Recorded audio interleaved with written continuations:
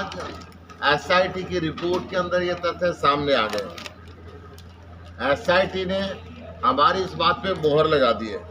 SIT ने बताया कि हरियाणा देश का सबसे बड़ा, हरियाणा के अंदर शराब घोटाला हुआ। शराब घोटाले के अंदर लगभग 9,500 करोड़ रुपए का घोटाला हरियाणा के अंदर हुआ। एसआईटी की रिपोर्ट में सामने आया कि जिन 50 लोगों की मौत नकली शराब पीने से हुई थी, उन 50 लोगों की मृत्यु के लिए शराब माफिया, एक्साइज विभाग, पुलिस विभाग व नेताओं के मिलीभगत जिम्मेदार हैं। इसमें बीजेपी के नेता और उच्च अधिकारी मिलकर इन मौतों के जिम्मेदार हैं, जो 50 मौत हुई। हरियाणा सरकार शराब के घोटाले में 9,519 करोड़ रुपए के राजस्व का नुकसान हरियाणा सरकार को हुआ है, जिसमें 54 एफआईआर हुई हरियाणा में अभी तक। पिछले 4 सालों में एक भी एफआईआर के तहत बड़ी मछली पे हाथ नहीं रखा गया। जो असली कल्प्रिट है उनके ऊपर हाथ नहीं गया। ये जो शराब का धंधा है, हरियाणा से बनी हुई नकली शराब पूरे देश के अंदर जारी है। यूपी, बिहार, गुजरात में बिकने वाली 70 से 80% नकली शराब हरियाणा से जाती है। एसआईटी ने स्पष्ट रूप से कहा है, शराब घोटाले का जिम्मेदार सीधे सीधे भारतीय जनता पार्टी के नेता और भारतीय जनता पार्टी की सरकार है। ये एसआईटी नहीं की बनाई हुई है। मैं जो तथ्य हाईकोर्ट के सामने गए उन तथ्यों की बात कर रहा हूँ। हरियाणा का शराब घोटाले के तार ऊपर तक जाते हैं। बताया जा रहा है कि हरियाणा बीजेपी के नेता नहीं, परंतु देश के कुछ बड़े नेता इस शराब घोटाले में सीधे सीधे सम्मिलित हैं।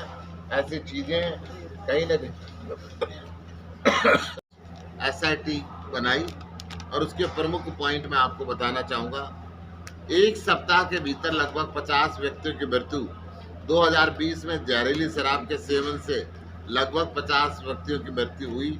इस अमानवीय घटना के बावजूद हरियाणा के विभिन्न जिलों में आबकारी विभाग, पुलिस में जिम्मेदार अधिकारी कर्मचारी विभाग दोषपूर्ण व्यक्तियों पर आज तक मामला नहीं दर्ज कर पाए। ये बात इस एसआईटी की रिपोर्ट के अंदर लिखी है। कुछ आईएएस, एचपीएस अधिकारियों के कार्य और आचरण के अतीत से हरियाणा राज्य में जहरीली शराब पीने और लोगों की मृत्यु की घटनाएं होती हैं। लेकिन जब एसआईटी ने ऐसी जानकारी देने की मांग की तो आबकारी अधिकारियों के साथ साथ आईएएस, एचपीएस अधिकारियों ने भी गलत जानकारी दी। ये एसआईटी करी। वरिष्ठ अधिकारियों द्वारा अधिक सहयोग प्रदान किया जा सकता, लेकिन वह उपलब्ध नहीं कराया गया, जो सिर्फ एसआईटी का कार्रवाई को रोकने का प्रयास किया। पावरफुल लोगों की भूमिका। एसआईटी द्वारा पूछताछ के दौरान कुछ लोगों ने डर के कारण अपने बयान दर्ज करने से इनकार कर दिया। उन्होंने कहा कि इस अवैध कार्य में उच्च पदस्थ व्यक्ति, अधिकारी, राजनेता, अपराधी शामिल है। शराब के कारण व्यापार से राज्य के खजाने और नागरिकों के जीवन को भारी नुकसान हुआ है। दूसरों राज्यों में अवैध कारोबार। पूछताछ के दौरान यह बात सामने आई कि दूसरे राज्यों में शराब का अवैध कारोबार होता है, जिसे दूसरे राज्यों में पुलिस बरामद कर एसआईटी की रिपोर्ट की। उदाहरण के लिए हरियाणा में बनने वाली नकली शराब बिहार, दिल्ली, गुजरात, झारखंड, पश्चिम बंगाल आदि राज्य के अंदर जाती है, जिससे राज्य के खजाने में हजारों करोड़ रुपए का हरियाणा को नुकसान हो रहा है। आपराधिक पृष्ठभूमि वाले व्यक्तियों द्वारा गैर कानूनी रूप से दुकानों का संचालन। जांच के दौरान यह सामने आया कि शराब की दुकानें हालांकि ई निविदा नीलामी के बाद किसी व्यक्ति या फर्म के नाम पर आवंटित की गई, लेकिन उस दुकान को संचालित करने का वास्तविक व्यक्ति अलग है। टेंडर किसने लिया, चला कोई रहा है, जो जघन्य अपराधों में शामिल है। साथ ही में आबकारी अधिकारियों, पुलिस अधिकारियों, स्थानीय प्रशासन और उच्च पदस्थ व्यक्तियों के बीच में भी सेटिंग है। ये एसआईटी बोल रही है।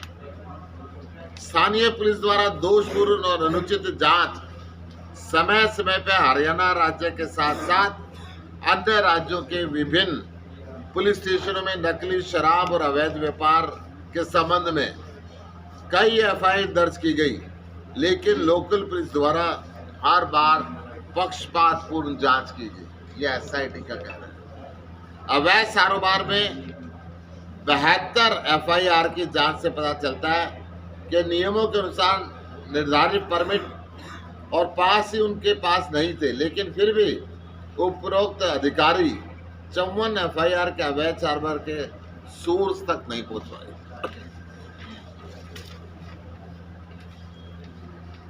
इसकी कॉपी ये दी है।